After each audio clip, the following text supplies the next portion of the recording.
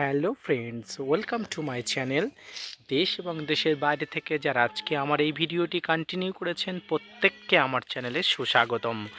তো ফ্রেন্ডস, আজকে আমি আলোচনা করব ডিসেম্বর মাসের লেবু গাছে কিভাবে গোপন টিক্স অবলম্বন করে প্রচুর পরিমাণ ফুল এবং ফল আসবে। এবং আপনাদের ছাদ বাগানে অনেক সময় লেবু গাছে প্রচুর ফুল আসে, তার সত্ত্বেও লেবু ফুল ঝরে পড়ে এবং অনেকের গাছে দীর্ঘদিন পরিচর্যা করার পরে ফুল আসে না এবং সেই গাছে ফল তো আসা দূরের কথা। তো আজকের আমি ছোট্ট গোপন পদ্ধতিতে গোপন টিক্স দিয়ে আপনাদেরকে জানাবো যে লেবু গাছে কিভাবে প্রচুর পরিমাণ ফুল এবং ফল আনবেন এবং এই প্রচুর পরিমাণ ফুল এবং ফল কিভাবে টিকিয়ে রাখবেন। তো এই প্রচুর পরিমাণ ফুল এবং ফল টিকিয়ে রাখতে গেলে একটা ছোট্ট জিনিস লাগবে, যেটি আপনাদের বাড়িতে ব্যবহার হয়, সেটি হচ্ছে ডাল। তো ফ্রেন্ডস, ডাল দিয়ে কিভাবে আপনারা গাছে প্রচুর পরিমাণ ফুল আসবেন এই ভিডিওটি থেকে সম্পূর্ণভাবে জানতে পারবেন। তো ভিডিওটি না টেনে কন্টিনিউ করবেন, তাহলে ছাদ বাগানে ডাল দিয়ে লেবু গাছে প্রচুর পরিমাণ ফুল আনার পদ্ধতি আপনাদেরকে জানাবো। তো ফ্রেন্ডস, আপনারা জানেন যে ডালে প্রচুর পরিমাণ প্রোটিন, ভিটামিন, শর্করা প্রচুর পরিমাণ থাকে। তো এই ডাল আপনারা অবশ্যই 1 লিটার জলে বা 500 গ্রাম জলে আপনাদের ছাদ বাগানে লেবু গাছের পরিমাণ অনুযায়ী আপনারা নিয়ে নেবেন। আপনার যদি ছাদ বাগানে অল্প গাছ থাকে তাহলে 500 গ্রাম জলে আপনারা 250 গ্রাম ডাল নিয়ে নেবেন। এবং আপনাদের ছাদ বাগানে যদি প্রচুর পরিমাণ গাছ থাকে আপনারা ডালের পরিমাণ একটু বাড়াবেন, সেক্ষেত্রে জলের পরিমাণ বাড়াবেন।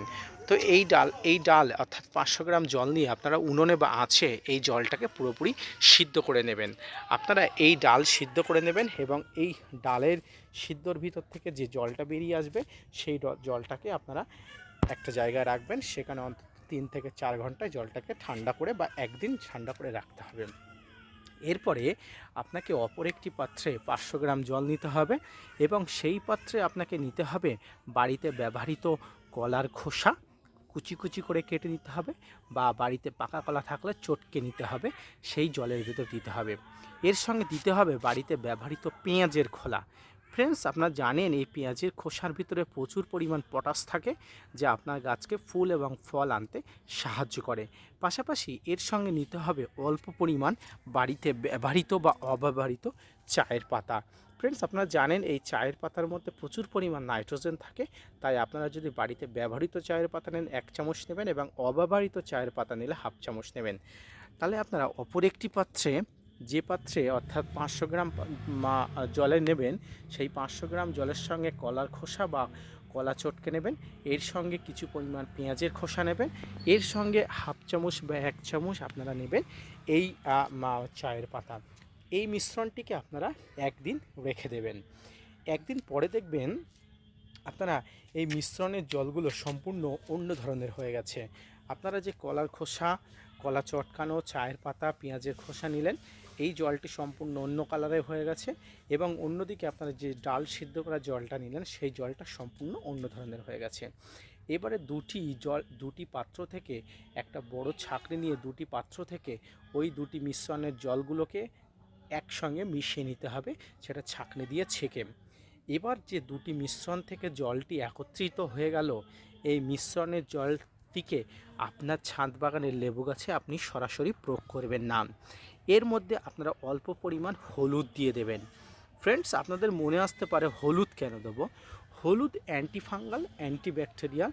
আপনি যে মিশ্রণটি তৈরি করলেন সেই মিশ্রণের মধ্যে যদি কোনো রকম ফাঙ্গাস থেকে থাকে, সেই মিশ্রণের মধ্যে যদি কোনো ব্যাকটেরিয়ার জন্ম হয়ে থাকে, তাহলে হলুদ মিশ্রণ দিলে সম্পূর্ণ সেই মিশ্রণটিকে সেই অ্যান্টিফাঙ্গাল, অ্যান্টিব্যাকটেরিয়াল হিসেবে কাজ করবে, ফাঙ্গাসের আক্রমণ, ব্যাকটেরিয়ার আক্রমণকে দূর করবে। তো এইভাবে আপনার গাছে এই মিশ্রণটি তৈরি করবেন। এবং এক্ষেত্রে একটা কথা আপনাদের অবশ্যই বলবো যে আপনারা একবারই যে ব্যবহার করে লেবু গাছে প্রচুর ফুল আসবে এমন গ্যারান্টি দিতে পারবো না। অন্তত এই মিশ্রণটিকে 3 বার ব্যবহার করতে হবে। 3 বার ব্যবহার করলে আপনারা অবশ্যই খুব ভালো ফল পাবেন। তো ফ্রেন্ডস, এই মিশ্রণটিকে আপনারা এইভাবে ব্যবহার করুন, দেখবেন আপনার লেবু গাছে প্রচুর পরিমাণ ফুল আসবে। ফ্রেন্ডস, আপনারা এই যে গাছটি দেখতে পাচ্ছেন, এই গাছটি আমার একটি পাতিলেবু গাছ এবং এই পাতিলেবু গাছে এই মুহূর্তে কত পরিমাণ ফুল এসছে, পাশাপাশি প্রচুর পরিমাণ ডালপাতা বার হচ্ছে এবং এর গোড়ায় আপনারা দেখলে বুঝতে পারবেন। এবং প্রমাণস্বরূপ এর গোড়ায় এখনও যেটা আছে সেটা হচ্ছে পেঁয়াজের খোসা। আমি এর আগে পেঁয়াজের খোসা কিভাবে গাছের গোড়াতে প্রয়োগ করতে হয় সেটি দেখিয়েছি। যারা এখনও সেই ভিডিওটি দেখেননি তারা আমার চ্যানেলে গিয়ে চ্যানেলের প্লেলিস্টটা চেক করলে অবশ্যই বুঝতে পারবেন যে কীভাবে পেঁয়াজের খোসা গাছের গোড়াতে ব্যবহার করতে হয়। কারণ পেঁয়াজের খোসা দিয়ে গাছে প্রচুর পরিমাণ ফুল আনা যায়। সেই যে পেঁয়াজের খোসা ব্যবহার করেছিলাম সেই পেঁয়াজের খোসা এখনও আমাদের গাছের গোড়ায় বিদ্যমান। তো ফ্রেন্ডস, আজকের এই যে মিশ্রণের কথা বললাম, এই মিশ্রণটি যদি আপনারা যথোপযুক্তভাবে ব্যবহার করে থাকেন, খুব সুন্দরভাবে ব্যবহার করে থাকেন, আপনার লেবু গাছে প্রচুর পরিমাণ ফুল আসতে সম্ভব। এবং এই মিশ্রণটি মিনিমাম 3বার ব্যবহার করবেন এবং প্রত্যেকবার 10 দিন অন্তর অন্তর বা 10 দিন ছাড়া ছাড়া। এই মুহূর্তে আপনার লেবু গাছে ডরমেন্সি পিরিয়ড থেকে ধীরে ধীরে যাচ্ছে। এবং যেহেতু জানুয়ারি মাস, এবং এই জানুয়ারি মাসে আপনার লেবু গাছে প্রচুর পরিমাণ ফুল আসবে, কিন্তু অনেক লেবু গাছে প্রচুর পরিমাণ ফুল আসার পরিবর্তে পাতা আসছে এবং ফুলের দেখা পাওয়া যাচ্ছে না। তারা এই মুহূর্তে এই যে মিশ্রণটি অবশ্যই যদি 2 থেকে 3বার প্রয়োগ করে আপনার লেবু গাছে ম্যাজিকের মতো কাজ পাবেন। তো আজকের ভিডিওটি যদি ভালো লেগে থাকে, অবশ্যই আপনার কাছে যদি ইনফরমেটিভ মনে হয়, আপনার কাছে যদি তথ্যভিত্তিক বলে মনে হয়, অবশ্যই চ্যানেলটা সাবস্ক্রাইব করে চ্যানেলের পাশে থাকবেন। আপনাদের জন্য প্রতিনিয়ত ভিডিও বানাই। আপনারা যদি মোটিভেট করেন তাহলে ভিডিও বানাতে আগ্রহী হয় এবং নতুন নতুন ভিডিও আনতে উৎসাহী হয়। তো ফিরে আসছি নতুন কোনো ভিডিও নিয়ে, ততক্ষণ সঙ্গে থাকবেন। আর হ্যাঁ, ডাল দিয়ে এই লেবু গাছে প্রচুর পরিমাণ ফুল আনার এই গোপন তথ্যটি বন্ধুদের সঙ্গে শেয়ার করবেন। আপনার এই তথ্যটি শেয়ার করার মাধ্যমেই তার গাছেও প্রচুর পরিমাণ ফুল আনতে পারে। ভিডিওটি দেখার জন্য অসংখ্য ধন্যবাদ। ফিরে আসছি নতুন কোনো ভিডিও নিয়ে, ততক্ষণ সঙ্গে থাকবেন।